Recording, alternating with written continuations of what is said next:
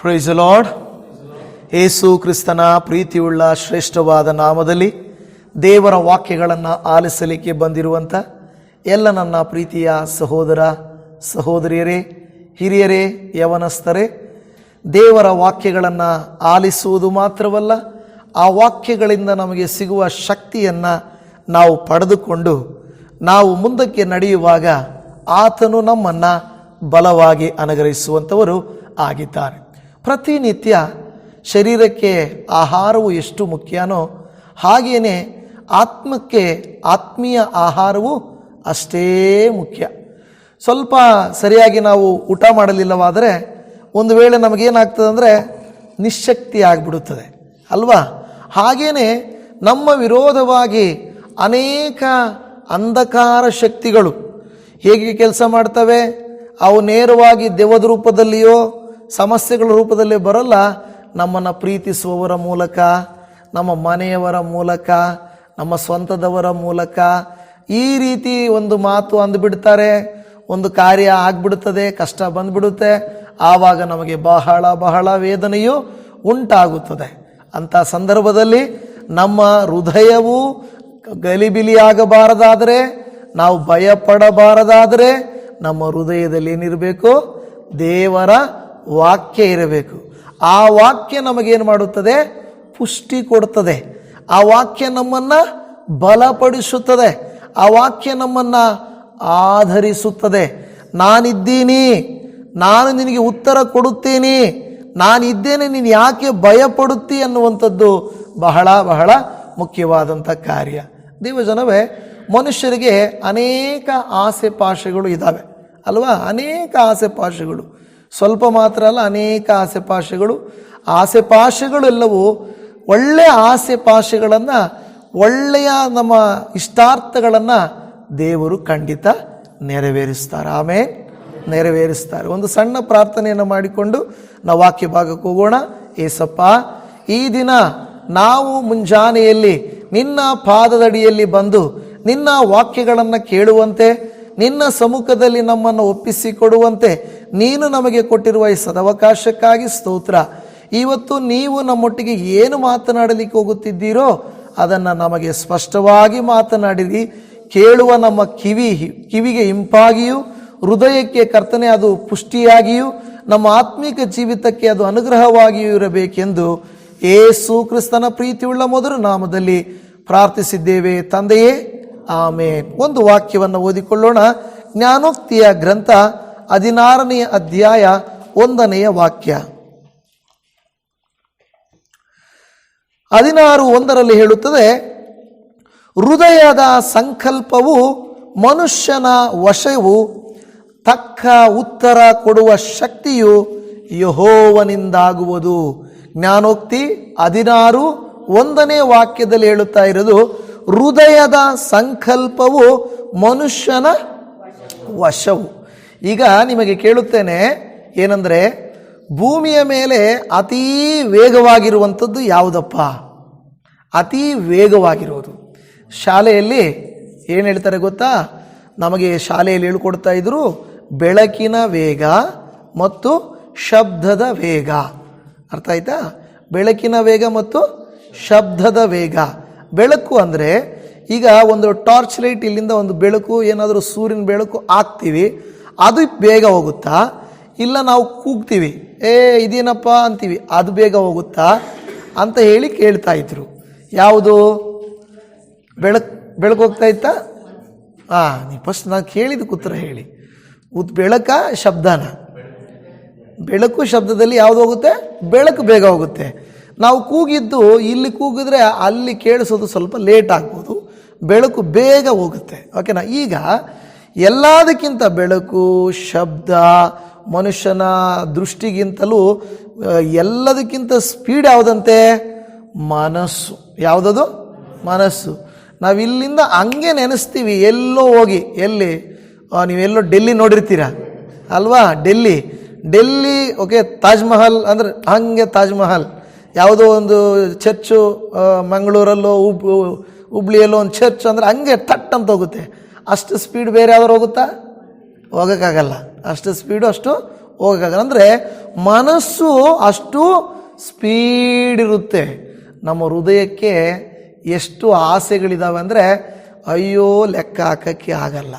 ಹುಟ್ಟಿದಾಗಿಂದ ಒಂದೊಂದು ಆಸೆನ so okay, ತುಂಬ ಆಸೆಗಳಿರ್ತವೆ. ಆದರೆ ಆ ಆಸೆಗಳು ಏನಾಗಲ್ಲ, ಜಾಸ್ತಿ ಇರುತ್ತೆ, ನೆರವೇರಲ್ಲ. ನಮಗೇನನ್ಸುತ್ತಂದರೆ ಅಯ್ಯೋ ಹುಟ್ಟಿದಾಗಿಂದ ಎಷ್ಟೋ ಅಂದ್ಕೊತೀವಿ, ಎಲ್ಲ ನಡೀತಾವ? ಯಾವೂ ನಡೆಯಲ್ಲ. ಯಾವುದೋ ಒಂದೊಂದು ನಡೀತವೆ, ಎಲ್ಲ ನಡೆಯಲ್ಲ. ಆದರೆ ಇಲ್ಲಿ ಜ್ಞಾನಿಯಾದ ಸೊಲೊಮೋನನು ಒಂದು ಮಾತು ಹೇಳ್ತಾ ಇದ್ದಾನೆ, ಹೃದಯದ ಸಂಕಲ್ಪ ಅಂದರೆ ನಮ್ಮ ಹೃದಯ ಏನು ಅಂದ್ಕೊಳ್ಳುತ್ತಲ್ಲ, ಮನುಷ್ಯನ ವಶ. ನಿಮ್ಮ ಮನಸ್ಸಲ್ಲಿ ನೀವೇನು ಬೇಕಾದರೂ ಅಂದ್ಕೊಳ್ಬೋದು. ನಾನು ತಡೆಯೋಕ್ಕಾಗುತ್ತಾ? ನೀವು ನನ್ನ ಹೃದಯದಲ್ಲಿ ಅಂದ್ಕೊಳ್ಳೋದು ನೀವು ತಡೆಯೋಕ್ಕಾಗುತ್ತಾ? ಯಾರೂ ಅಂದ್ಕೊಳ್ಳೋದು ತಡೆಯೋಕ್ಕೆ ಆಗಲ್ಲ. ನಾನಿವತ್ತು ಪ್ರಧಾನಮಂತ್ರಿ ಆಗಬೇಕು ಅಂತ ಅಂದ್ಕೊಳ್ಬೋದು, ಅದನ್ನು ಪ್ರಧಾನಮಂತ್ರಿ ಕೂಡ ತಡೆಯೋಕ್ಕಾಗಲ್ಲ. ಆಗುತ್ತಾ? ನಾನು ಸಾಹುಕಾರ ಆಗಿಬಿಡ್ಬೇಕು ಅಂತ ನನ್ನ ಹೃದಯಕ್ಕೆ ಏನಾದರೂ ಅನಿಸ್ಬೋದಪ್ಪ. ನಾನು ಪರಲೋಕಕ್ಕೆ ಎದ್ದೋಗ್ಬೇಕು, ಪಕ್ಷಿ ಅಂತೆ ಹಾರಬೇಕು, ವಿಮಾನದ ಮೇಲೆ ಕೂತ್ಕೋಬೇಕು, ವಿಮಾನದ ಒಳಗಡೆ ಅಲ್ಲ, ವಿಮಾನದ ಮೇಲ್ಗಡೆ. ಹಾಗೇನಾ? ಏನಾದರೂ ಒಂದು ನೀವು ನೋಡ್ತೀರ, ಎಲ್ಲದ ವಿಡಿಯೋಗಳನ್ನು ನೋಡ್ತಾ ಇದ್ದರೆ, ಈಗ ನಾನು ಕೆಲವು ಶಾರ್ಟ್ಸ್ ಎಲ್ಲ ನೋಡ್ತಾ ಇರ್ತೀನಿ ಯಾವಾಗಾದರೂ, ಅವಾಗ ಅನಿಸುತ್ತೆ ನಾವು ಈ ಥರ ಶಾರ್ಟ್ಸ್ ಮಾಡಬೇಕಲ್ಲ, ನಾವು ಈ ಥರ ವಿಡಿಯೋ ಮಾಡಬೇಕಲ್ಲ ಅನಿಸುತ್ತೆ. ಅಂದ್ಕೊಂಡಿದ್ದೆಲ್ಲ ಮಾಡೋಕ್ಕಾಗುತ್ತಾ? ಆಗಲ್ಲ. ನೋಡಿದ್ದು ಸೀರೆ ಎಲ್ಲ ಬೇಕನ್ನಿಸುತ್ತೆ, ನೋಡಿದ್ದು ಮನೆಯೆಲ್ಲ ಕಟ್ಟಬೇಕನ್ನಿಸುತ್ತೆ, ನೋಡೋ ಗಾಡಿಯೆಲ್ಲ ತಗೊಳ್ಬೇಕನ್ನಿಸ್ತದೆ. ಆದರೆ ಹೃದಯದ ಸಂಕಲ್ಪ ಆಲೋಚನೆಗೆ ಅಡ್ಡಿಯೇನಿಲ್ಲ. ಆದರೆ ಒಂದು ಮಾತು ಹೇಳ್ತಾ ಇದೆ ಬೈಬಲ್ಲು, ಹೌದು ಹೃದಯದ ಸಂಕಲ್ಪವು ಮನುಷ್ಯನ ವಶ, ಆದರೆ ತಕ್ಕ ಉತ್ತರವನ್ನು ಕೊಡುವ ಶಕ್ತಿಯು ಯೆಹೋವನಿಂದಾಗುವುದು. Amen, hallelujah. ನೋಡಿ ದೇವಜನವೇ, ನಿಮ್ಮಿಂದ ಅಂದುಕೊಳ್ಳಕ್ಕೆ ಮಾತ್ರ ಸಾಧ್ಯ, ಅದನ್ನು ಕೊಡಲಿಕ್ಕೆ ಯಾರಿಂದ ಸಾಧ್ಯ? ದೇವರಿಂದ ಸಾಧ್ಯ. ಆಮೆನ್. ಆತನು, ನಾವು ಏನು ವಿಮಾನ ಕೇಳಲ್ಲ, ಬಸ್ ಕೇಳಲ್ಲ, ನಾವೇನು ಕೇಳಲ್ಲ. ನಿಮಗಿದು ಸ್ಪಷ್ಟವಾಗಿರಲಿ. ನೀವು ಯಾವುದಾದರೂ ಅದಕ್ಕೆ ಹೇಳುತ್ತಾರೆ, ಒಂದು ಮರ ಇದೆಯಪ್ಪ, ದೊಡ್ಡ ಮರ ಇದೆ, ಇಲ್ಲವೇ ಒಂದು ಬೆಟ್ಟ ಇದೆ, ಒಂದು ದೊಡ್ಡ ಕೆಲಸ ಇದೆ. ಹೋಗ್ಬಿಟ್ಟು ಒಂದು ಮರ ಇದೆ, ಒಂದು ದಿವಸ ಸ್ವಲ್ಪ ಕಟ್ ಮಾಡಿಬಿಟ್ಟು ಅಯ್ಯೋ ಇವತ್ತು ಸಾಕಾಯಿತು, ನಾನು ಇನ್ನೊಂದು ವಾರ ಬಿಟ್ಟು ಬರ್ತೀನಿ ಅಂತ ಹೋಗ್ತೀವಿ. ಇನ್ನೊಂದು ವಾರ ಬಂದು ಸ್ವಲ್ಪ ಹೊಡೆದ್ಬಿಟ್ಟು ಅಯ್ಯೋ ಸಾಕಾಯಿತು, ಇನ್ನೊಂದು ತಿಂಗ್ಳಿಗೆ ಬಂದು ಹೊಡಿತೀನಿ ಅಂತ ಹೋಗ್ತೀವಿ. ಮರ ಬೀಳ್ಸೋಕ್ಕಾಗುತ್ತಾ? ಆಗಲ್ಲ. ಯಾಕೆಂದರೆ ನೀವು ಮರನ ಸ್ವಲ್ಪ ಹೊಡೆದ್ಬಿಟ್ಟು ಹೋಗ್ಬಿಡ್ತೀರಾ, ಒಂದು ವಾರ ತಿಂಗಳು ಬಿಟ್ಟು ಬರ್ತೀರಾ, 6 ತಿಂಗಳು ಬಿಟ್ಟಿರ್ತೀರಾ, ಅದು ಮುಚ್ಚೋಗುತ್ತೆ, ಸ್ವಲ್ಪ ಮರ ಬೆಳೆದೋಗಿರ್ತೀವಿ ಇನ್ನೂ ಸ್ವಲ್ಪ. ಅಂದರೆ ನಾನು ಯಾವುದಾದ್ರೂ ಒಂದು ಹೃದಯದಲ್ಲಿ ಸಂಕಲ್ಪ ಮಾಡಿಕೊಂಡ್ರೆ ಆ ಸಂಕಲ್ಪವನ್ನು ನೆರವೇರಿಸುವುದಕ್ಕೆ ನಿರಂತರವಾದ ಪರಿಶ್ರಮ ಬೇಕು. ಯೂಟ್ಯೂಬ್ ಚಾನಲ್ ನಾವು ಮಾಡಿದಾಗ, ಈ ಚಾನಲ್ ಇದುವರೆಗೂ 5 ವರ್ಷ ಪೂರ್ತಿಯಾಗಿ 6 ವರ್ಷದಲ್ಲಿ ಬರ್ತಾ ಇದೆ. ರಾತ್ರಿ ಹಗಲು ಇದಕ್ಕೆ ಎಷ್ಟು ನಿರಂತರವಾಗಿ ಮಾಡಬೇಕು, ಸುಲಭ ಅಲ್ಲ. ಒಂದೊಂದು ಚಿತ್ರ, ಒಂದೊಂದು ವಾಕ್ಯ, ಒಂದೊಂದು ಆಲೋಚನೆ ಎಷ್ಟು ಮಾಡಬೇಕಂದ್ರೆ ಸುಲಭದ ವಿಷಯ ಅಲ್ಲ. ನಾನು ಯಾವಾಗೋ ಬಂದು ನಿಮ್ಗೆ ಯಾವಾಗೋ ಒಂದು ವಾಕ್ಯ ಕೊಡ್ತೀನಿ ಅಂದರೆ ನೀವು ಇಷ್ಟಪಡ್ತೀರಾ? ಪ್ರತಿನಿತ್ಯ ವಾಕ್ಯ ಬೇಕಾದರೆ ಪ್ರತಿನಿತ್ಯ ಶ್ರಮ ಬೇಕು. ನಾನು ನಿಮಗೆ ಹೇಳೋದೇನೆಂದರೆ, ಆ ಪ್ರತಿಫಲವಾಗಿಯೇ ಇವತ್ತೇನೆಂದರೆ ನಾವು ಮೋಕ್ಷ ಮಾರ್ಗ 3ನೇ ವಾರ್ಷಿಕೋತ್ಸವಕ್ಕೆ ನಾವಿವತ್ತು ಸೇರಿ ಬರುವಂಥದ್ದು. ಅನೇಕರು ಇಲ್ಲಿ ಸೇರಿ ಬರುವಂಥದ್ದು. ನಾವು ಅಂದುಕೊಂಡಿದ್ದೇವೆ ಒಂದು 500 ಜನ ಪ್ಲಸ್ 500+ ಪೀಪಲ್ ಬರ್ತಾರಂತ. ಇನ್ನೂ ಜಾಸ್ತಿ ನಾವು ಇನ್ವೈಟ್ ಮಾಡೋಕ್ಕೆ ಹೋಗ್ತಾ ಇಲ್ಲ, ಯಾಕೆಂದರೆ ಮೇಂಟೈನ್ ಮಾಡೋದು ತುಂಬ ಕಷ್ಟ ಆಗ್ತದೆ. ಆದರೆ 500 ಜನ ದೂರ ಪ್ರಾಂತ್ಯಗಳಿಂದ ಇಲ್ಲಿ ಬರಬೇಕಾದರೂ ಕೂಡ ಅದು ಬಹಳ ಕಷ್ಟಕರವಾದ ಕಾರ್ಯ. ಆದರೆ ಮನಸ್ಸಲ್ಲಿ ಪ್ರೀತಿ ಇದ್ದರೆ ಎಷ್ಟೋ ಜನರು ಪಾಪ ಎಲ್ಲಿಂದಲೋ ಪ್ರಯಾಣ ಮಾಡಿ ಬರ್ತಾ ಇದ್ದಾರೆ. ದೇವರಿಗೆ ಸ್ತೋತ್ರ. ಈಗ ನಾನು ಹೇಳೋದೇನೆಂದರೆ, ನಾವು ಅಂದುಕೊಂಡ ಯಾವುದಾದ್ರೂ ಒಂದು ಕೃತ್ಯ, ನೀವು 10 ಕಾರ್ಯ ಅಂದುಕೊಳ್ಳಬಾರ್ದು, 10 ವಿಷಯಗಳಿಗಾಗಿ ನಿರಂತರ ನೀವು ಪ್ರಾರ್ಥನೆ ಮಾಡಬಾರ್ದು. ನಿಮ್ಮ ಬೆರಳೆಣಿಕೆಯಷ್ಟು ಪ್ರಾರ್ಥನಾ ಮನವಿಗಳು ಮಾತ್ರ ಇರಬೇಕು.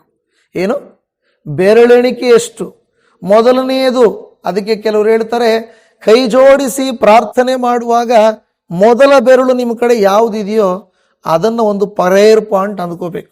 ಯಾವುದು ಬಹಳ ನಿಮ್ಮನ್ನು ವೇದಿಸ್ತಾ ಇದೆಯೋ, ಯಾವುದು ನಿಮಗೆ ತುಂಬ ಕಷ್ಟಕರವಾಗಿದೆಯೋ, ಯಾವುದು ನಿಮ್ಮನ್ನು ಈ ಪ್ರತಿದಿನ ದುಃಖಪಡಿಸ್ತಾ ಇದೆಯೋ, ಒಂದು ವೇಳೆ ಮನೆಯವರ ರಕ್ಷಣೆನೋ, ಮನೆಯ ಸಾಲನೋ, ಮನೆಯ ಇದು ಬೇರೆ ಯಾವುದಾದ್ರೂ ಒಂದು ಕಾರ್ಯ ಇದ್ದರೆ ದೇವರೇ ಈ ಒಂದು ಬೆರಳಲ್ಲಿ ಇಟ್ಕೊಳ್ಬೇಕು ದೇವರೇ ಅಂತ. ಅದು ಪ್ರಾರ್ಥನಾ ಬೆರಳುಗಳು ಬೇರೆ ಇದೆ, ಆದರೆ ನಿಮ್ಮ ವೈಯಕ್ತಿಕ ಪ್ರಾರ್ಥನೆಗೆ ನಾನು ಹೇಳ್ತಾ ಇದ್ದೇನೆ, ಅದನ್ನು ಇಟ್ಕೊಳ್ಬೇಕು. ಎರಡನೇದು, ಮೂರನೇದು, ನಾಲ್ಕನೇದು, ಐದನೇದು, ಒಂದು 5 ವಿಷಯಗಳನ್ನು ಕರ್ತನ ಮುಂದೆ ನಿರಂತರವಾಗಿ ಮರಳಿಸ್ಬೇಕಾದ್ರೆ ಏಟ್ ಮೇಲೆ ಏಟ್ ಹಾಕಿ ಒಡೆದತ್ರ ಹೊಡಿತಾ ಇದ್ರೆ ಕಲ್ಲು ಒಡೆಯುತ್ತೆ, ಮರ ಬೀಳುತ್ತೆ, ಬಂಡೆ ಕರಗೋಗುತ್ತೆ, ಬೆಟ್ಟಗಳು ಕೂಡ ಕರಗೋಗ್ತವೆ. ಹಲ್ಲೆಲೂಯಾ. ಬೆಟ್ಟಗಳು ಇರ್ತಾವ, ತೆಗಿತಾ ಇದ್ರೆ ಇರ್ತಾವ? ಯಾವುದಾದ್ರೂ ಇರ್ತದ? ಯಾವುದು ಇರಲ್ಲ.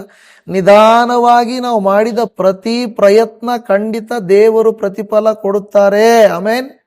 ನೀವು ನಾನು ಅದಕ್ಕೆ ನಾನು ಇವತ್ತು ನಿಮಗೆ ಹೇಳ್ತಾ ಇದ್ದೇನೆ, ಎಲ್ಲ ಪ್ರೀತಿಯ ದೇವ ಜನರಿಗೆ, ಏನಂದರೆ ನೀವು ಯಾವುದಾದ್ರೂ ಕೆಲವು ವಿಷಯಗಳು 5 ವಿಷಯ, 5 ಪ್ರೇಯರ್ ಪಾಯಿಂಟ್ಸನ್ನು 5 ಬೆರಳಲ್ಲಿ ಇಟ್ಟುಕೊಳ್ರಿ.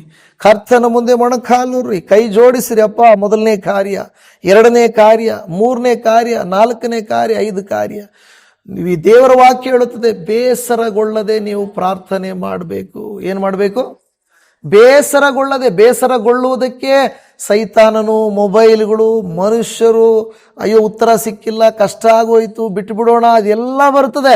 ಆದರೆ ನಾವಂತೂ ಅದನ್ನು ಏನು ಮಾಡಬಾರ್ದು, ಬಿಡಬಾರ್ದು. 5 ವಿಷಯಗಳನ್ನಾದರೂ ಪ್ರತಿನಿತ್ಯ ಅದು ಸಿಕ್ಕುವ ತನಕ ಅವುಗಳಿಗಾಗಿ ನಾವು ಪ್ರಾರ್ಥಿಸ್ತಾ ಇದ್ರೆ ಬೆಟ್ಟಗಳೇ ಕರಿಗೋಗುತ್ತಂತೆ.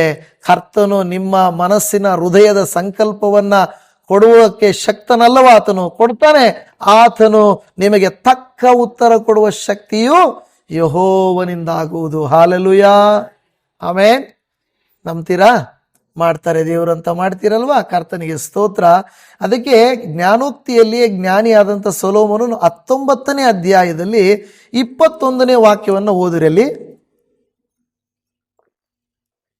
21ರಲ್ಲಿ ನೋಡ್ರಿ, ಮನುಷ್ಯನ ಮನಸ್ಸಿನಲ್ಲಿ ಅನೇಕ ಸಂಕಲ್ಪಗಳಿವೆ, ಯೆಹೋವನ ಸಂಕಲ್ಪವೇ ಈಡೇರುವುದು. ನೋಡಿ, ಅಲ್ಲಿ ಏನು ಹೇಳ್ತಾ ಇದೆ? ಅಲ್ಲಿ ಮೊದಲನೇದು ಏನು ಹೇಳ್ತಾ ನಾವು? ಮನುಷ್ಯನ ಹೃದಯದಲ್ಲಿ. ಇಲ್ಲಿ ಹೇಳ್ತಾ ಇದೆ ಮನುಷ್ಯನ ಮನಸ್ಸಿನಲ್ಲಿ. ಅಲ್ಲಿ ಸಂಕಲ್ಪಗಳಿದೆ, ಇಲ್ಲಿ ಅನೇಕ ಸಂಕಲ್ಪಗಳು ಇದೆ. ನಾನು ಹೇಳಿದ ಹಾಗೆ ನಿಮ್ಮ ಹೃದಯದಲ್ಲಿ, ನಿಮ್ಮ ಕುಟುಂಬದಲ್ಲಿ, ನಿಮ್ಮ ಮಕ್ಕಳ ಜೀವಿತದಲ್ಲಿ ಅನೇಕ ಸಂಕಲ್ಪಗಳಿದ್ದಾವೆ. ಅದರಲ್ಲಿ ಕೆಲವನ್ನು ಸೆಲೆಕ್ಟ್ ಮಾಡ್ಕೊಳ್ಳಿ. ಯೆಹೋವನ ಸಂಕಲ್ಪವೇ ಈಡೇರುವುದು. ಕೆಲವು ಸಾರಿ ದೇವರು ಹೇಳ್ತಾರೆ, ನಾವು ಪ್ರಾರ್ಥನೆ ಮಾಡ್ತೀವಿ, ಅಯ್ಯ ದೇವರೇ ನನಗೆ ಒಂದು ಮನೆ ಬೇಕು, ನನಗೊಂದು ವಾಹನ ಬೇಕು, ನನಗೆ ಸಾಲ ತೀರಬೇಕು, ನನಗೆ ಕಷ್ಟ ತೀರಬೇಕು, ನನ್ನ ಮಗ ಇಲ್ಲ ಮಗಳು ಶುಭ ಕಾರ್ಯ ಆಗಬೇಕು, ನನಗೆ ಹೀಗಾಗಬೇಕು, ಎಲ್ಲ ಮಾಡ್ತೇವೆ. ದೇವರು ಒಂದೊಂದು ಸಾರಿ ಹೇಳ್ತಾನೆ, ನೋ, ಈ ವರ್ಷ ಇಲ್ಲ ಅಂದರೆ ನಾವೇನು ಮಾಡೋದು? ಸುಮ್ಮನೆ ಆಗಬೇಕು, ಅದನ್ನು ಪ್ರಾರ್ಥನೆ ಮಾಡಬೇಕು. ಈ ದೇವರೇ ಈ ವರ್ಷ ಇಲ್ಲ ಅಂದರೆ ನೀನು ಬರೋ ವರ್ಷ ಕೊಡು. ಯಾಕೆಂದರೆ ದೇವರು ಮುಚ್ಚಿದ್ದನ್ನು ಮನುಷ್ಯರು ತೆಗೆಯಲಿಕ್ಕೆ ಸಾಧ್ಯ ಇಲ್ಲ ಅಲ್ವಾ? ದೇವರು ತೆಗೆದಿದ್ದನ್ನ ಮನುಷ್ಯರು ಮುಚ್ಚಲಿಕ್ಕೂ, ನಿಮಗಾಗಿ ದೇವರು ಕೊಡ್ತೀನಿ ಅಂತ ದೇವರು ಹೇಳಿದ್ರೆ, ಕೊಡ್ತೀನಿ ಅಂತ ಆತ ನಿರ್ಣಯಿಸಿದ್ರೆ ಅದನ್ನು ತಡೆಯುವವರು ಯಾರು ತಡೀತಾರೆ? ಅದನ್ನು ಯಾರು ತಡೆಯಕ್ಕಾಗಲ್ಲ.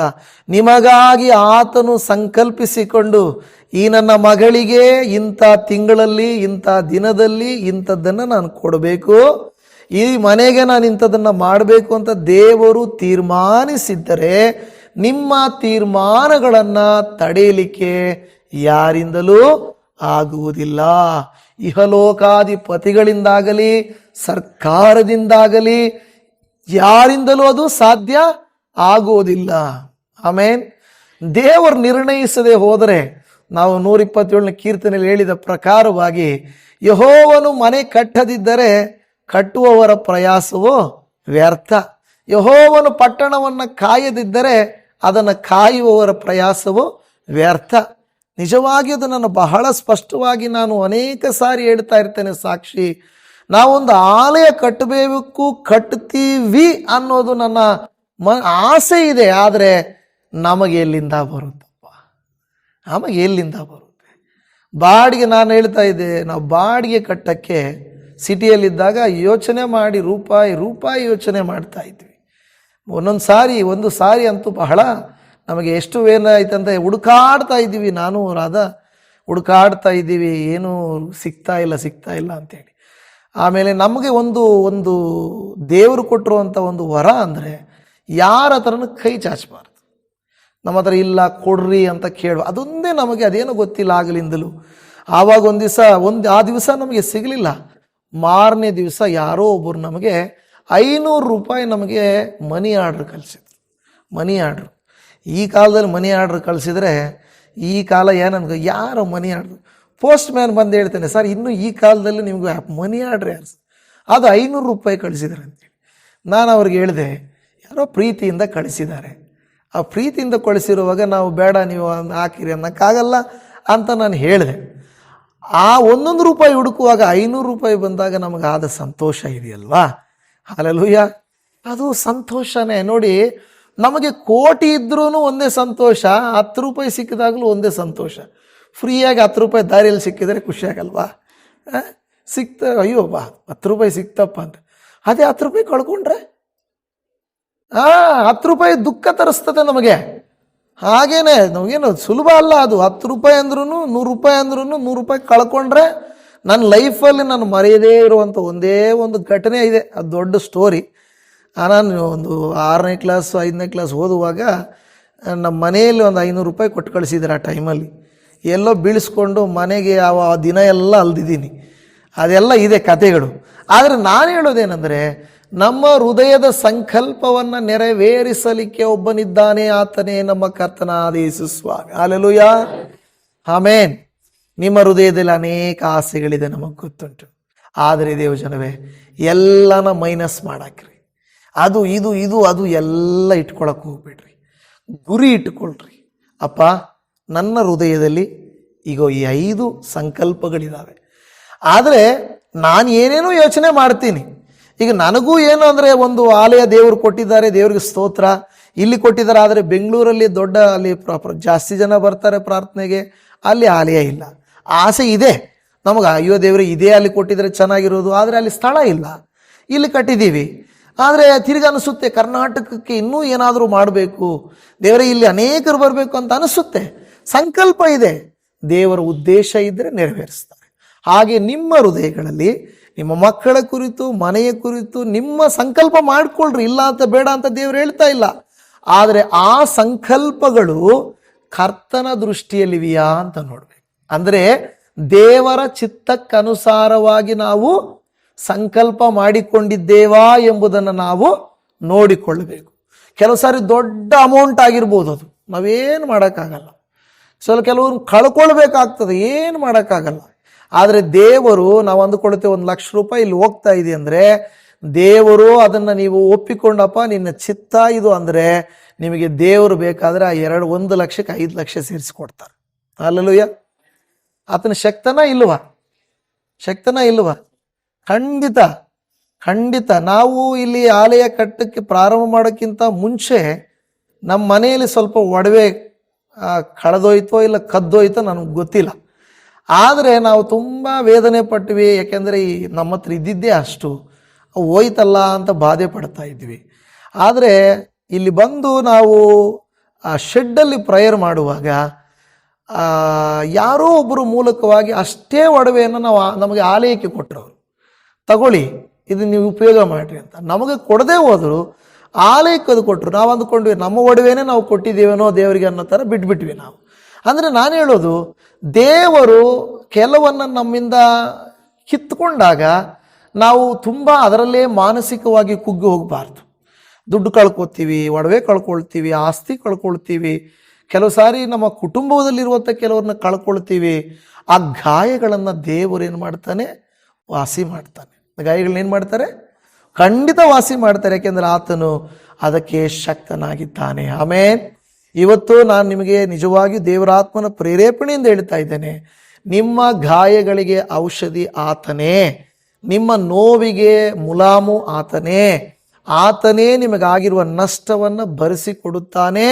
ಆದರೆ ಸಂಕಲ್ಪ ನೀವು ಮಾಡಿಕೊಳ್ಳ್ರಿ. 2ನೇದು, ದೇವರ ಚಿತ್ತ ಇದೆಯಾ ಅನ್ನೋದು ತಿಳ್ಕೊಳ್ರಿ.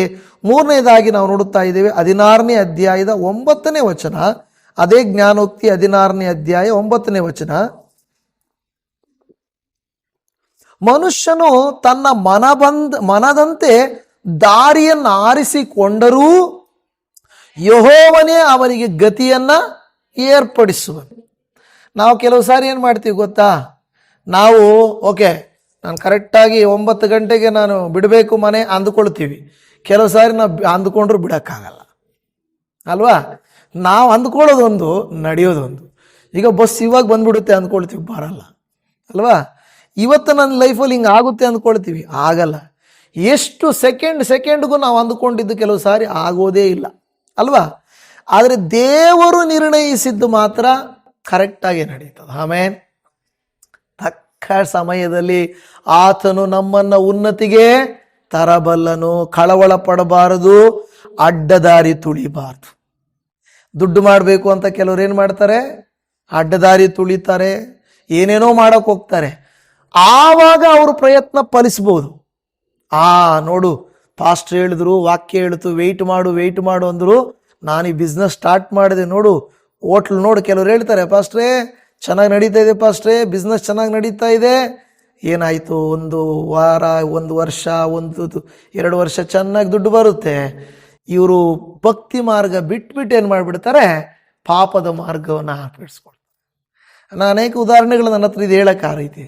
ಕೆಲವ್ರು ಏನು ಮಾಡ್ತಾರೆ, ಕೆಲವು ಸೇವಕರು ಏನು ಮಾಡ್ತಾರೆ, ಏನೂ ಇಲ್ಲದೆ ಇದ್ದಾಗ ಎಷ್ಟು ಭಕ್ತಿಯಿಂದ ಇರ್ತಾರಲ್ವ, ಎಷ್ಟು ದೀನತೆಯಿಂದ ವಿಧೇಯತೆಯಿಂದ ಇರ್ತಾರಲ್ವ.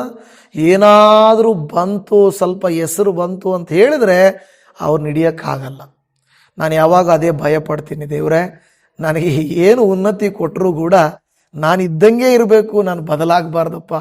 ಬಂತು ಅಂತ ಉಬ್ಬಿಕೊಳ್ಳೋದು, ಇಲ್ಲ ಅಂತ ಕುಗ್ಗಿ ಹೋಗೋದು ಮಾಡಬಾರ್ದು. ಯಾರಿಗೂ ಗೊತ್ತಾಗಬಾರ್ದು ಇವ್ರ ಹತ್ರ ಇದೆಯಾ ದುಡ್ಡು, ಇವ್ರ ಹತ್ರ ಇಲ್ವಾ ದುಡ್ಡು ಅಂತಿರಬೇಕು ಅಲ್ವಾ. ನಮ್ಮ ನೋಡಿದಾಗ ಜನ ಹೇಗಿರ್ಬೇಕು, ನಾನು ಯಾವಾಗ ಹೇಳೋದು ಅಂದರೆ, ಇವ್ರ ಹತ್ರ ದುಡ್ಡು ಇದೆಯಾ ಇಲ್ವಾ, ಇವರೆಲ್ಲ ಯಾವಾಗಲೂ ಒಂದೇ ಥರ ಇರ್ತಾರಲ್ವ, ಏನು ಸಮಾಚಾರ.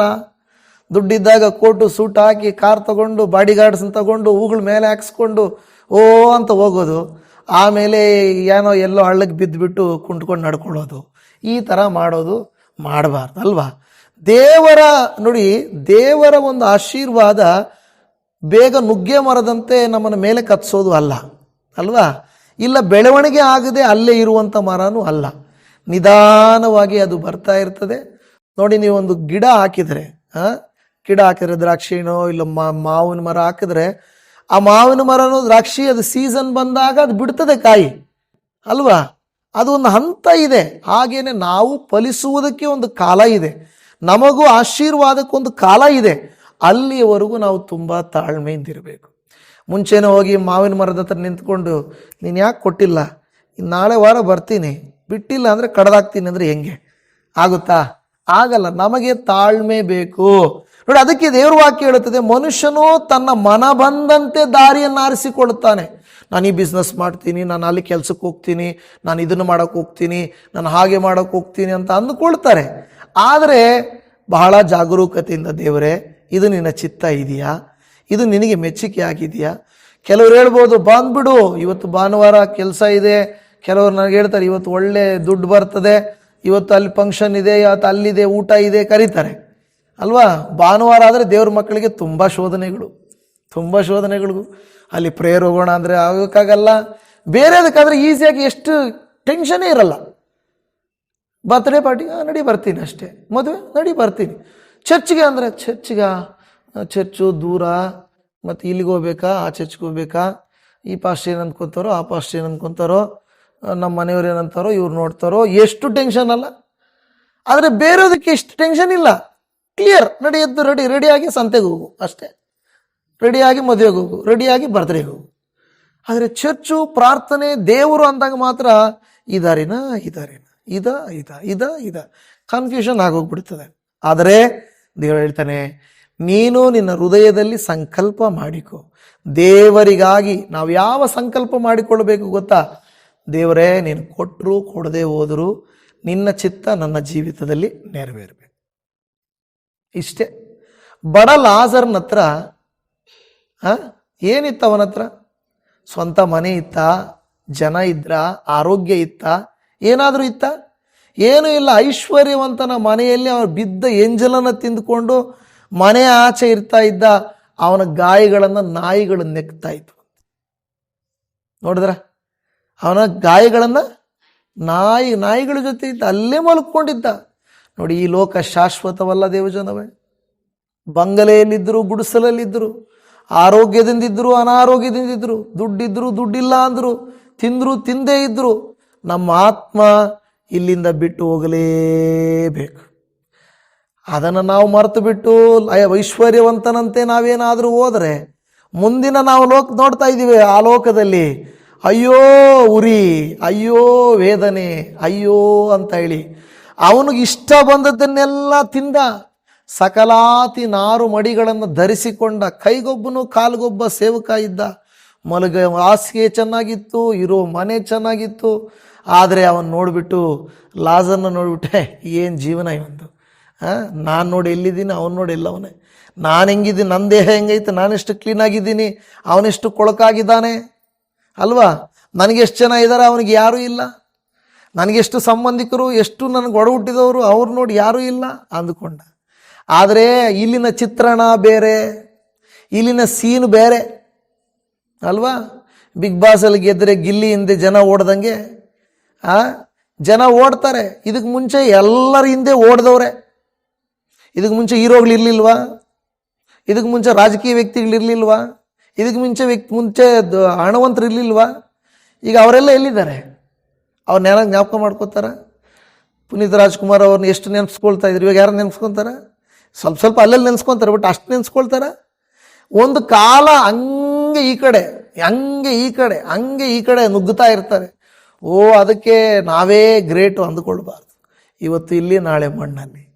ಆ ಬಡ ಲಾಜರನು ಸತ್ತಾಗ ದೇವದೂತರು ಎತ್ಕೊಂಡು ಹೋದ್ರಂತೆ ಅವನು. ಹಲ್ಲೆಲೂಯಾ! ಎಂಥ ಸೌಭಾಗ್ಯ ಅಲ್ವಾ.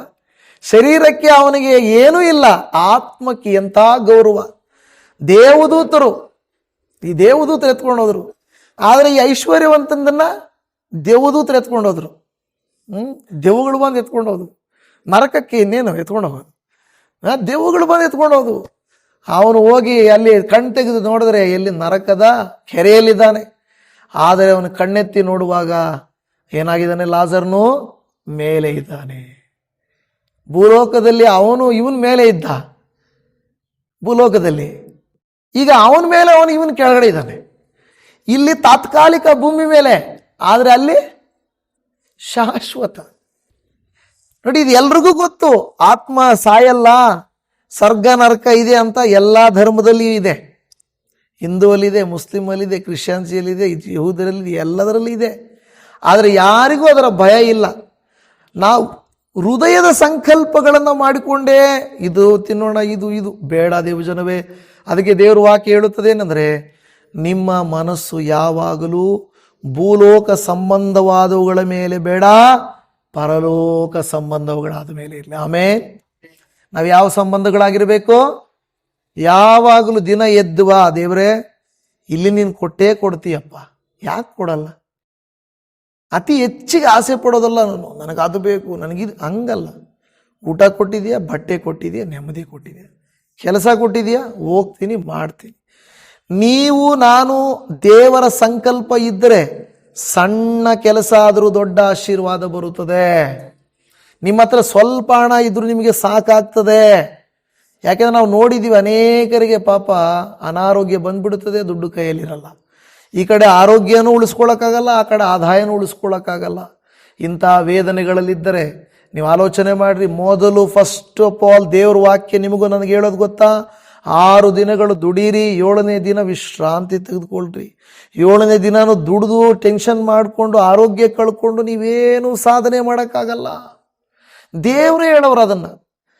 ಏನು ಮಾಡ್ತೀರ? ಎಲ್ಲ ದಿನ ದುಡ್ದು ಯಾಕೆ ಕಷ್ಟಪಡ್ತೀರಾ? ರೆಸ್ಟ್ ಮಾಡಿ. ದೇವರು ನೋಡಿ ಎಷ್ಟು ಒಳ್ಳೆಯವನಲ್ವ, ಎಷ್ಟು ಒಳ್ಳೆಯವನು. ರೆಸ್ಟ್ ಮಾಡಿ ಅಂತ ಹೇಳ್ತಾರೆ. ಈ ಲೋಕದಲ್ಲಿ ಮೊನ್ನೆ ಎಲ್ಲ ಜಗಳ ಮಾಡ್ಕೊಳ್ತಾ ಇದ್ರು. ಏನಂತ? ಜಾಸ್ತಿ ಕೆಲಸ ಮಾಡಬೇಕು ನೀವು, 8 ಅವರ್ ಡ್ಯೂಟಿ ಅಲ್ಲ 12 ಅವರ್ ಮಾಡಬೇಕು ಅಲ್ವಾ, ದುಡಿಯೋ ಟೈಮಲ್ಲಿ. ಏನು ಮಾಡ್ತೀಯಪ್ಪ ದುಡ್ದು ಏನು ಮಾಡ್ತೀಯ ಅಲ್ವಾ? ಆ ರೀತಿಯಾಗಿರ್ತದೆ. ಆದ್ದರಿಂದ ದೇವರು ಹೇಳೋದು, ವಿಶ್ರಾಂತಿ ತೆಗೆದುಕೊಳ್ಳ್ರಿ. ನಿಮ್ಮ ದೇಹಕ್ಕೆ ವಿಶ್ರಾಂತಿ ಬೇಕು, ಮನಸ್ಸಿಗೆ ನೆಮ್ಮದಿ ಬೇಕಾದರೆ ದೇವರ ಸಂಕಲ್ಪದ ಪ್ರಕಾರವಾಗಿ ನಾವು ನಮ್ಮನ್ನು ಒಪ್ಪಿಸಿಕೊಡಬೇಕು. ಈ ಲೂಕನು ಬರೆದ ಸುವಾರ್ತೆ 21ನೇ ವಾಕ್ಯದಲ್ಲಿ 21ನೇ ಅಧ್ಯಾಯ 14-15ರಲ್ಲಿ ಆದದರಿಂದ ಏನು ಉತ್ತರ ಕೊಡಬೇಕೆಂಬ ವಿಷಯದಲ್ಲಿ ನಾವು ಮುಂದಾಗಿ ಯೋಚಿಸುವುದಿಲ್ಲವೆಂದು ನಿಮ್ಮ ಮನಸ್ಸಿನಲ್ಲಿ ನಿಶ್ಚಯ ಮಾಡಿಕೊಳ್ಳಿರಿ. ಏನು ಉತ್ತರ ಕೊಡಬೇಕಂತ ಏನು ಮಾಡಬಾರ್ದಂತೆ, ಮೊದಲೇ ಯೋಚನೆ ಮಾಡಬಾರ್ದು. ಅಲ್ಲಿ ಹೋಗ್ಬಿಟ್ಟು ನಾನು ಏನು ಮಾತಾಡಬೇಕು ಅಂತಲ್ಲ. ದೇವರು ನಿಮಗೆ ಬಾಯಲ್ಲಿ ಮಾತು ಕೊಡ್ತಾರೆ. ನೀವು ಪ್ರಾರ್ಥನೆ ಕೂತ್ಕೊಳ್ಳಿ. ಪ್ರಯಾಣಕ್ಕಿಂತ ಮುಂಚೆ ಎಷ್ಟೊತ್ತಿಗೆ ಬಸ್ ಹಿಡಿಯೋಣ, ಎಲ್ಲಿಂದ ಇಳಿಯೋಣ, ಎಲ್ಲಿ ಹೋಗೋಣ ಬೇಡ, ಹಂಗಲ್ಲ. 9 ಗಂಟೆಗೆ ಬಸ್ ಬರುತ್ತೆ, ನಾನು 8:45ಗೆ ಹೋಗಿ ಪ್ರೇಯರ್ ಮಾಡಿ ಹೋಗ್ಬೇಕಷ್ಟೆ. ಅರ್ಥ ಆಯ್ತಾ? ಪ್ರಯಾಣಕ್ಕಿಂತ ಮುಂಚೆ ಪ್ರಾರ್ಥನೆ, ಕೆಲಸಕ್ಕಿಂತ ಮುಂಚೆ ಪ್ರಾರ್ಥನೆ, ಏನಾದರೂ ತೀರ್ಮಾನ ಮಾಡೋದಕ್ಕಿಂತ ಮುಂಚೆ ಪ್ರಾರ್ಥನೆ ಮಾಡಿ, ಅಪ್ಪ ನಿನ್ನ ಕೈಯಲ್ಲಿ ಕೊಡ್ತಾ ಇದ್ದೀನಿ, ನಾನು ಹೋಗ್ತಾ ಇದ್ದೀನಿ, ನೀನು ನನ್ನ ಮುಂದೆ ನಡಿ, ನಾನು ನಿನ್ನ ಹಿಂದೆ ಬರ್ತೀನಿ, ನನಗೆ ತಡೆಯಾಗಿರುವ ಕಾರ್ಯಗಳನ್ನು ಸರಾಗ ಮಾಡು, ನನಗೆ ಬೇಕಾಗಿರುವ ಸಹಾಯ ಮಾಡಿಕೊಡು ಅಂತ ನೀವು ಕೇಳಿದರೆ ನೀವು ಮುಂದಾಗಿ ಏನು ಯೋಚನೆ ಮಾಡೋಕ್ಕೆ ಹೋಗ್ಬೇಡ್ರಿ. ಯೇಸು ಸ್ವಾಮಿ ಶಿಷ್ಯರಿಗೆ ಹೇಳ್ತಾರೆ,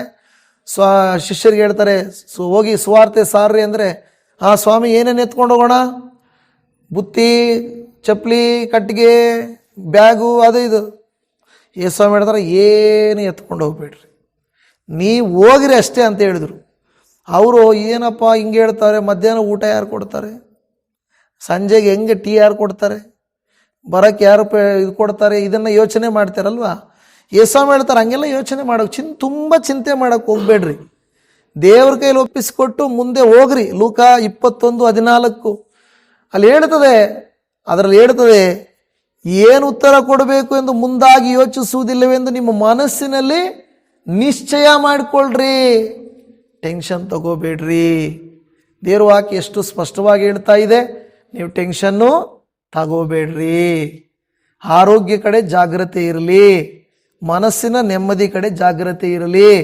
ದುಡಿದು ಲೋಕಕ್ಕೋಸ್ಕರ ಏನನ್ನು ನೀವು ಸಂಪಾದನೆ ಮಾಡಿ ಇಡಕ್ಕೆ ಹೋಗ್ಬೇಡ್ರಿ ಅಂತ. ಮತ್ತು ಆಮೇಲೆ ಅದರಲ್ಲಿ ಮುಂದೆ ಹೇಳುತ್ತದೆ, ವಿರೋಧಿಗಳ ಕುರಿತಾಗಲಿ ನೀವು ಭಯ ಪಡಬೇಡ್ರಿ, ಅವರ ಕುರಿತು ನೀವು ಭಯ ಪಡಬೇಡ್ರಿ ಅಂತ ಹೇಳ್ತಾ ಇರುವುದನ್ನು ನಾವಲ್ಲಿ ನೋಡ್ತಾ ಇದ್ದೇವೆ. ಫಿಲಿಪ್ಪಿಯವರಿಗೆ ಬರೆದ ಪತ್ರಿಕೆ, ಫಿಲಿಪ್ಪಿ 2ನೇ ಅಧ್ಯಾಯ 13ನೇ ವಾಕ್ಯ. ಫಿಲಿಪ್ಪಿ 2:13 ಹೇಳುತ್ತದೆ, ಯಾಕೆಂದರೆ ದೇವರೇ ತನ್ನ ಸುಚಿತ್ತವನ್ನು ನೆರವೇರಿಸಬೇಕೆಂದು ನಿಮ್ಮಲ್ಲಿ ಉದ್ದೇಶವನ್ನು ಪ್ರಯತ್ನವನ್ನು ಉಂಟು ಮಾಡುವವನಾಗಿದ್ದಾನೆ. ಏನಂತ ಹೇಳ್ತಾ ಇದೆ? ದೇವರೇ ತನ್ನ ಸುಚಿತ್ತ. ಏನು ಸುಚಿತ್ತ ಅಂದರೆ? ಚಿತ್ತ ಇದೆ. ಚಿತ್ತ ಅಂದ್ರೆ ಏನು? ಆಲೋಚನೆ, ಅಂದ್ಕೊಳ್ಳೋದು, ನನಗೆ ಹಿಂಗೆ ಆಗಬೇಕು ಅನ್ನೋ ಆಸೆ, ಅದೇ ಚಿತ್ತ. ಸುಚಿತ್ತ ಅಂದ್ರೆ ಏನು? ಒಳ್ಳೆ ಚಿತ್ತ, ಒಳ್ಳೆ ಆಲೋಚನೆ. ಅದಕ್ಕೆ ದೇವರು ಹೇಳ್ತಿದ್ದಾರೆ, ನಿನ್ನ ಜೀವಿತದಲ್ಲಿ ದೇವರೇ ತನ್ನ ಸುಚಿತ್ತವನ್ನು ನೆರವೇರಿಸಬೇಕೆಂದು ನಿಮ್ಮಲ್ಲಿ ಉದ್ದೇಶವನ್ನು ಪ್ರಯತ್ನವನ್ನು ಉಂಟು ಮಾಡುವವನಾಗಿದ್ದಾನೆ. ಅಂದರೆ ಅದರ ಅರ್ಥ ಏನಂದರೆ, ನಿಮ್ಮ ಜೀವಿತದಲ್ಲಿ ದೇವರೊಂದು ಉದ್ದೇಶ ಇಟ್ಟಿದ್ರೆ ನೀನೇ ಪ್ಲ್ಯಾನ್ ಮಾಡ್ತೀಯ, ನಿನ್ನ ಕೈಯಲ್ಲಿ ಅದನ್ನು ದೇವರು ಮಾಡಿಸ್ತಾರೆ. ನಮಗೆ ಬಿಲ್ಡಿಂಗ್ ಬಂದಾಗ ಕೆಲವರೆಲ್ಲ ಹೇಳ್ತಾರೆ, ಯಾರ್ದು ಇದು ಪ್ಲ್ಯಾನ್, ಇಂಜಿನಿಯರಿಂಗ್ ಪ್ಲ್ಯಾನಾ ಅಂತಾರೆ. ಯಾರು ಇಂಜಿನಿಯರ್? ಯಾವ ಮನುಷ್ಯ ಇಂಜಿನಿಯರ್ ಇಲ್ಲ, ದೇವರೇ ಇಂಜಿನಿಯರು. ಹಿಂಗೆ ಆಗಬೇಕು ಬಿಲ್ಡಿಂಗ್ ಅಂತ ನಾವು ಯೋಚನೆ ಮಾಡಲಿಲ್ಲ. ನಾವು ಒಂದೊಂದು ಇಲ್ಲಿರಲಿ, ಇದು ಹಿಂಗಿರಲಿ, ಇಲ್ಲಿ ಇಷ್ಟಕ್ಕೆ ಬೇಡ, ಇಷ್ಟಕ್ಕೆ ಬೇಡ, ಇಷ್ಟಕ್ಕೆ ಬೇಡ, ಹಿಂಗೆ ಇದನ್ನು ಮಾಡಿದ್ವಿ. ದೇವರೇ ಇಂಜಿನಿಯರ್. ಇನ್ನು ದೇವರೇ ಅದಕ್ಕೆ ಬೇಕಾಗಿರುವುದನ್ನೆಲ್ಲ ಒದಗಿಸಿದವನು ಅಲ್ವಾ? ಹಾಗಾದರೆ ದೇವರು ಒಂದು ಒಳ್ಳೆ ಪ್ಲ್ಯಾನ್ ದೇವರ ದೃಷ್ಟಿಯಲ್ಲಿ ಮಾಡಿಕೊಂಡಿದ್ದರೆ ನನಗದು ಕಷ್ಟ ಆಗಲ್ಲ, ಕಟ್ಟೋರಿಗೂ ಅದು ಕಷ್ಟ ಆಗಲ್ಲ. ಯಾಕೆಂದರೆ ಅದು ದೇವರ ಪ್ಲ್ಯಾನ್.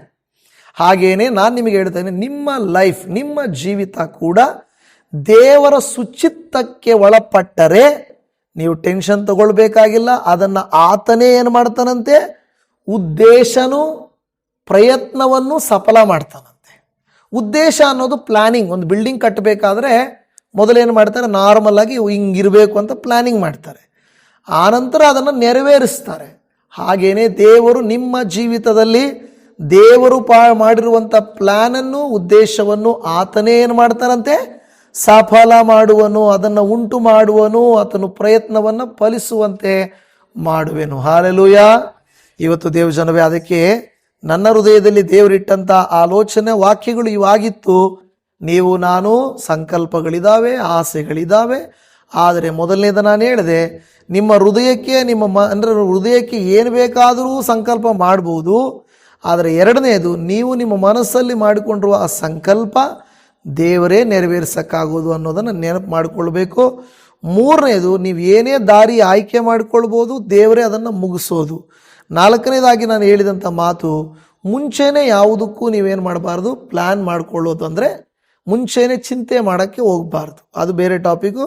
ಆದರೆ ದೇವರೇ ಪ್ಲ್ಯಾನ್ ಮಾಡಿದರೆ ದೇವರೇ ಅದನ್ನು ನಿಮಗೆ ನೆರವೇರಿಸಿ ಕೊಡುತ್ತಾರೆ. ನಾವು ಮಾಡಬೇಕಾಗಿರೋದು, ಈಗ ದೇವರೇ ನಿನ್ನ ಚಿತ್ತಕ್ಕೆ ನನ್ನನ್ನು ಒಪ್ಪಿಸ್ಕೊಡ್ತಾ ಇದ್ದೇನೆ, ನಾನು ಪ್ರೇಯರ್ ಮಾಡ್ತೀನಿ. ಈ 5 ವಿಷಯಗಳು, ಕನಿಷ್ಠ ನಾನು ಹೇಳಿದ್ದು ಒಂದು 5 ವಿಷಯ ನಾನು ಮನಸ್ಸಲ್ಲಿ ಇಟ್ಕೊಂಡು ಪ್ರತಿನಿತ್ಯ ಬಿಡದೆ ನಾನು ಪ್ರೇಯರ್ ಮಾಡ್ತೇನೆ. ಆ 5 ವಿಷಯಗಳನ್ನು ನೀವು ಪ್ರಾರ್ಥಿಸುವಾಗ ದೇವರು ಒಂದೊಂದಾಗಿ ಫಸ್ಟ್ ಇದೇ ನೆರವೇರಿಸ್ತಾರೆ ಅಂತಲ್ಲ, ಇದು ನೆರವೇರಿಸ್ತಾರೆ ಅಂತಲ್ಲ, ಈ 5ರಲ್ಲಿ ದೇವರು ಯಾವುದಾದ್ರೂ ನೆರವೇರಿಸ್ಬೋದು. ಒಂದು ನೆರವೇರಿದೆಯಾ, ಇನ್ನೊಂದು ಆ್ಯಡ್ ಮಾಡ್ಕೊಳ್ಳಿ. ಇದು ನೆರವೇರಿತಾ, ಇದನ್ನು ಬಿಟ್ಟು ಈ ಜಾಗದಲ್ಲಿ ಇನ್ನೊಂದು ಹಾಕ್ಕೊಳ್ಳಿ. ಈ 5ಅನ್ನು ಕಂಟಿನ್ಯೂ ಮಾಡ್ತಾ ಇರಿ. ಕೆಲವು ಸಾರಿ ಇದು ಫಸ್ಟ್ದೇ ನಿಮಗೆ ನೆರವೇರದೆ ಹೋಗ್ಬೋದು. ಅದನ್ನು ಇಟ್ಕೊಂಡು ದೇವರು ನನಗೆ ಉತ್ತರ ಕೊಟ್ಟಿಲ್ಲ ಅಂದ್ಕೋಬೇಡ್ರಿ. ಈ 5ನೇದು ದೇವರು ಇದು ಕೊಟ್ಟಿದೆಯಾ ಸ್ತೋತ್ರ, ಇದು ಕೊಟ್ಟ ದೇವರು ಇದು ಕೊಡ್ತೀಯಾ, ಇದು ನೆರವೇರಿಸಿದ ದೇವರು ಇದು ನೆರವೇರಿಸ್ತೀಯಾ, ಇದು ನೆರವೇರಿಸಿದ ದೇವರು ಇದು ನೆರವೇರಿಸ್ತೀಯಾ. ಕೆಲವು ಸಾರಿ ಇದೇ ನಡಿಬೇಕು, ಇದನ್ನ ನಂತರ ಇದು ನಡಿಬೇಕು, ಇದನ್ನ ನಂತರ ಇದನ್ನು ನಡಿಬೇಕು ಅಂತ ನಮ್ಮ ಸಂಕಲ್ಪ. ಆದರೆ ದೇವ್ರ ಸಂಕಲ್ಪ ಇದು ಫಸ್ಟು, ಇದು ಸೆಕೆಂಡು, ಇದು 3, ಇದು 4 ಆಗ್ಬೋದು, ಇದು 4 ಆಗ್ಬೋದು, ಹೇಳೋಕ್ಕಾಗಲ್ಲ. ಅರ್ಥ ಆಯ್ತಲ್ಲ ನಿಮಗೆ? ಆದ್ದರಿಂದ ಇವತ್ತಿನಿಂದ ನೀವು ನಿಮ್ಮ ಹೃದಯದ ಸಂಕಲ್ಪಗಳನ್ನು ಆಲೋಚನೆ ಮಾಡಿಕೊಳ್ಳಿ. ಕಣ್ಣುಗಳನ್ನು ಮುಚ್ಚೋಣ, ಪ್ರಾರ್ಥನೆಯನ್ನು ಮಾಡಿಕೊಳ್ಳೋಣ. Thank you Jesus. ಯೇಸುವೇ ನಿನಗೆ ಸ್ತೋತ್ರ, ಕರ್ತನೇ ನಿನಗೆ ಸ್ತೋತ್ರ, ಕರುಣಾಮಯನೇ ನಿನಗೆ ಸ್ತೋತ್ರ. ಅಪ್ಪ, ಇವತ್ತು ನಮಗೆ ನೀನು ಮಾತನಾಡಿದ ನಿನ್ನ ವಾಕ್ಯಗಳಿಗಾಗಿ ಸ್ತೋತ್ರ. ಇಷ್ಟು ಸಮಯ ವಾಕ್ಯಗಳನ್ನು ಧ್ಯಾನ ಮಾಡುವಂಥ ದೇವರೇ ಬಲವನ್ನು ನೀನು ನನಗೆ ಕೊಟ್ಟಿದ್ದಕ್ಕಾಗಿ ಸ್ತೋತ್ರ. ಈ ವಾಕ್ಯಗಳನ್ನು ಕೇಳಿದಂಥ ಎಲ್ಲ ಪ್ರೀತಿಯ ದೇವಜನರನ್ನು ಅನುಗ್ರಹಿಸು. ಮುಪ್ಪಿನಲ್ಲಿರುವವರಿದ್ದಾರೆ, ರೋಗದಲ್ಲಿರುವವರಿದ್ದಾರೆ, ಬಲಹೀನತೆಯಲ್ಲಿರುವವರಿದ್ದಾರೆ, ಶತ್ರುಕಾಟದಲ್ಲಿರುವವರಿದ್ದಾರೆ, ಸಾಲಗಳಲ್ಲಿರುವವರಿದ್ದಾರೆ, ಭಯದಲ್ಲಿರುವವರಿದ್ದಾರೆ, ಕರ್ತನೆ ವೇದನೆಗಳಲ್ಲಿ, ಮಾನಸಿಕ ಖಿನ್ನತೆಗಳಲ್ಲಿರುವವರು ಇದ್ದಾರೆ. ಆದರೆ ಅವರೆಲ್ಲರಿಗೂ ನೀವು ಹೇಳುವಂಥ ಉದ್ದೇಶ, ಬೇಸರಗೊಳ್ಳದೆ ನೀವು ಪ್ರತಿನಿತ್ಯ ನಿಮ್ಮ ಸಂಕಲ್ಪಗಳನ್ನು ಕರ್ತನು ನೆರವೇರಿಸುವಾತನು, ಕೊಡಲಿಕ್ಕೆ ಶಕ್ತನಾಗಿರುವಾತನು, ಉತ್ತರ ಕೊಡುವ ಶಕ್ತಿ ಇರುವಾತನು, ದಾರಿಯನ್ನು ಏರ್ಪಡಿಸುವಾತನು, ವಿರೋಧಿಗಳ ಕಾರ್ಯಗಳನ್ನು ನಿಮ್ಮ ಯೋಚನೆಗಳಿಗಿಂತ ಅಧಿಕವಾದ ಕಾರ್ಯಗಳನ್ನು ಮಾಡಿ ದೇವರು ನಿಮ್ಮ ಸುಚಿತ್ತವನ್ನು, ಉದ್ದೇಶವನ್ನು, ಪ್ರಯತ್ನವನ್ನು ನೆರವೇರಿಸುವವನಾಗಿರುವಂಥ ದೇವರೇ, ನಿನ್ನ ಪ್ರೀತಿಯ ಕರುಣೆಯ ಕರಕ್ಕೆ ನಮ್ಮನ್ನು ಒಪ್ಪಿಸಿಕೊಡುತ್ತಾ ಇದ್ದೇವೆ. ಯಾರು ಇವತ್ತು ಕೇಳಿದಂಥ ವಾಕ್ಯಗಳನ್ನು, ಹೌದಪ್ಪ, ಒಂದು 5 ವಿಷಯಗಳನ್ನಾದರೂ ನಿರಂತರವಾಗಿ ಪ್ರಾರ್ಥನೆ ಮಾಡಿ ಒಂದೊಂದಾಗಿ ಅದು ನೆರವೇರಿಸಲ್ಪಡುವಂತೆ ನೀನು ಅವರ ಹೃದಯದಲ್ಲಿ ಕಾರ್ಯ ಮಾಡಿದ್ದಕ್ಕಾಗಿ ಸ್ತೋತ್ರ. ಇವರ ತೀರ್ಮಾನಕ್ಕಾಗಿ ಸ್ತೋತ್ರ. ಈ ದಿನ ಮೊದಲುಗೊಂಡು ಯಾವುದಕ್ಕೂ ನಾನು ಟೆನ್ಷನ್ ಮಾಡಿಕೊಳ್ಳಲ್ಲ. ಕರ್ತನು ನನಗೆ ಸಹಾಯಕನು, ಆತನೇ ಪ್ಲಾನ್ ಮಾಡ್ತಾನೆ, ಆತನೇ ನನಗೆ ಎಲ್ಲವನ್ನು ನಡೆಸಿಕೊಡುತ್ತಾನೆ ಎಂದಿರುವಂಥ ಈ ದೇವಜನರನ್ನು ಆಶೀರ್ವಾದ ಮಾಡಿರಿ. ಇಗೋ ಈ ದಿನ ಕರ್ತನೆ ದೇವರೇ, ಅಪ್ಪ ಹೌದು ಕರ್ತನೆ, ಮತ್ತು ಕಾರ್ಯಕ್ರಮಕ್ಕೆ ಪ್ರಯಾಣ ಮಾಡುವಂಥವರು, ಬರುವಂಥವರು, ಹೋಗುವಂಥವರಿಗಾಗಿ ನಾವು ಪ್ರಾರ್ಥಿಸ್ತಾ ಇದ್ದೇವೆ. ಅಪ್ಪ, ಪ್ರೀತಿಯಿಂದ ಬರುವ ಪ್ರತಿಯೊಬ್ಬರಿಗಾಗಿ, ಬರಲಿಕ್ಕಾಗದೆ ಅಲ್ಲಿಂದ ಪ್ರಾರ್ಥಿಸುವವರಿಗಾಗಿ, ಈ ಸೇವೆಗಾಗಿ ಪ್ರಾರ್ಥಿಸುವ, ಸೇವೆಗಾಗಿ ಕರ್ತನೆ ನಿಲ್ಲುವ ಕರ್ನಾಟಕ ರಾಜ್ಯಕ್ಕಾಗಿ ನಾವು ಪ್ರಾರ್ಥಿಸ್ತೇವೆ. ಕನ್ನಡದ ಜನತೆಗಾಗಿ ಪ್ರಾರ್ಥಿಸ್ತೇವೆ. ನಮ್ಮ ರಾಜ್ಯದಲ್ಲಿಯೂ ಉಜ್ಜೀವನವನ್ನು ತೆಗೆದುಕೊಂಡು ಬನ್ನಿರಿ. ನಮ್ಮ ರಾಜ್ಯದಲ್ಲಿ ಕೂಡ ಅನೇಕರು ಕರ್ತನ ಕಡೆಗೆ ತಿರುಗಿಕೊಳ್ಳಲಿ, ಸತ್ಯವನ್ನು ಅರಿತುಕೊಳ್ಳಲಿ. ದೇವರೇ, ಲೋಕದ ಆಶೆ ಪಾಶೆಗಳಿಗಿಂತಲೂ ನಿನ್ನ ರಾಜ್ಯವು ಕಟ್ಟಲ್ಪಡಬೇಕು, ನಿನ್ನ ಚಿತ್ತವು ನೆರವೇರಿಪಡಬೇಕು ಅನ್ನುವಂಥದ್ದನ್ನು ನಾವೆಲ್ಲರೂ ಏಕ ಮನಸ್ಸಿನಿಂದ ಅದನ್ನು ಕರ್ತನೆ ನಾವು ಮಾಡುವುದಕ್ಕೆ ಸಹಾಯ ಮಾಡಿರಿ. ಕರ್ತನೆ, ಇವತ್ತು ವಾಕ್ಯ ಕೇಳಿದ ಇವರ ಕುಟುಂಬಕ್ಕಾಗಿ, ಇವರ ಮನೆಯವರಿಗಾಗಿ, ಮನೆಯ ಪರಿಸ್ಥಿತಿಗಳಿಗಾಗಿ, ಇವರ ಹೃದಯದ ಸಂಕಲ್ಪಗಳಿಗಾಗಿ ಪ್ರಾರ್ಥಿಸ್ತಾ ಇದ್ದೇವೆ. ನೀವೇ ಅವರ ಪ್ರತಿ ಹೃದಯದ ಸಂಕಲ್ಪವನ್ನು ನೆರವೇರಿಸಿ ನನ್ನ ದೇವರು ತನ್ನ ಪ್ರಭಾವದ ಐಶ್ವರ್ಯಕ್ಕೆ ತಕ್ಕ ಹಾಗೆ ನನ್ನ ಪ್ರತಿಯೊಂದು ಕೊರತೆಗಳನ್ನು ನೀಗಿಸುವನು ಎಂದು ಹೇಳಿದಂತೆ ಆಮೇನ್. ಆ ಮಾತಿನಂತೆ ಇವರಿಗೆ ನೆರವೇರಿಸಲ್ಪಡಲಿ. ಶರೀರದ ರೋಗಗಳಾಗಲಿ, ಮನಸ್ಸಿನ ವೇದನೆಗಳಾಗಲಿ, ಕುಟುಂಬದ ಕೊರತೆಗಳಾಗಲಿ, ಕೆಲಸದಲ್ಲಿನ ತೊಂದರೆಗಳಾಗಲಿ, ಶತ್ರು ಬಾಧೆಗಳಾಗಲಿ, ಪ್ರಯಾಣಗಳ ವಿಷಯಗಳಾಗಲಿ, ಮಕ್ಕಳ ಭವಿಷ್ಯಗಳಾಗಲಿ, ಕುಟುಂಬದವರ ರಕ್ಷಣೆಯಾಗಲಿ, ಯಾವ ಕಾರ್ಯವಾದರೂ ಅವರ ಪ್ರತಿ ಸಂಕಲ್ಪವನ್ನ ನೀವು ಕರ್ತನೆ ನೆರವೇರಿಸಿ ಕೊಡಬೇಕಾಗಿ ಈ ಪ್ರಾರ್ಥನೆಯನ್ನು ಕೇಳಿದ ಕರ್ತರೇ ನಿನಗೆ ಸ್ತೋತ್ರ ಮಾಡುತ್ತಾ, ಈ ದಿನವೆಲ್ಲ ನಮ್ಮ ಸಂಗಡ ಇದ್ದು ಸಮಾಧಾನ ನೆಮ್ಮದಿಯನ್ನು ಕೊಟ್ಟು ನಿನ್ನ ಆತ್ಮನಿಂದ ನಮ್ಮನ್ನು ತುಂಬಿಸಿ ನಡೆಸು ಎಂಬುದಾಗಿ ನಮ್ಮನ್ನು ಪ್ರೀತಿಸುವಾತನು, ನಮ್ಮನ್ನು ಕರುಣಿಸಿ ಸಹಾಯ ಮಾಡುವಾತನು ಆಗಿರುವಂಥ ನಮ್ಮ ರಕ್ಷಕನಾದ ಯೇಸುವಿನ ಮಧುರವಾದ ನಾಮದಲ್ಲಿ ಪ್ರಾರ್ಥಿಸುತ್ತೇವೆ ಪರಮ ತಂದೆಯೇ. ಆಮೇನ್, ಆಮೇನ್, ಆಮೇನ್.